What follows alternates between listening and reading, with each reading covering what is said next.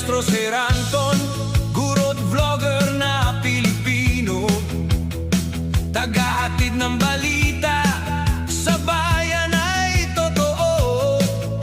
Mga benepisyo ng guro, kanyang tinatalakay. Sa video natin ngayon mga maestro ay pag-usapan at alamin naman natin itong list of SDO with released mid-year bonus.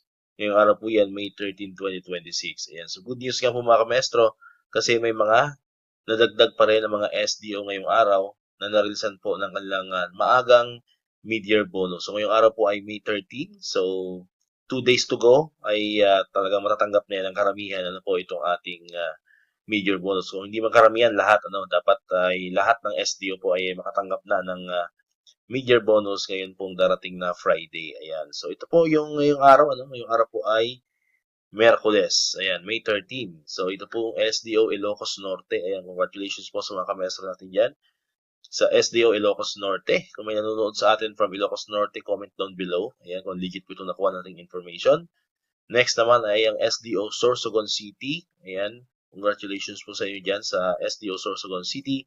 Comment down below if legit itong nakuha natin na information sa mga taga Sorsogon City. Next ay ang SDO Tarlac Province. Ayan, congratulations po sa mga kamestro natin dyan sa Tarlac Province. Comment down below po yung mga kamestro natin dyan if legit itong nakuha po natin na information. And of course, we have SDO Agusan del Norte. Ayan, so congratulations po sa mga kamestro natin dyan sa SDO Agusan del Norte. Ayan, comment down below if may nanonood po sa atin from Agusan del Norte if legit ito pong information na nakuha po natin. And of course, sa mga narilisan na rin ng mid-year bonus pero hindi pa po natin nababanggit sa ating mga video about mid-year bonus. Ayan, comment down below po ang inyong mga SDO para sa next update po natin ay maisasama na po natin ang inyong mga SDO. Alright, so dito na natapos itong ating video ngayon mga maestro. Kung di ka pa nakakapag-subscribe, click mo na ang subscribe button dyan para kayo yung unang nakapanood ng mga videos na ina-upload natin. Katulad ito, yung mga updates pa rin about sa mid-year bonus and other benefits sa mga teachers and government employees. And syempre, click mo na rin ang notification bell button para ma-notify ka. Always updated ka pag may mga bago tayong uploaded na video. Muli, maraming salamat sa inyong panonood at pakikinig. Once again, El Maestro, see you on my next vlog. Bye-bye!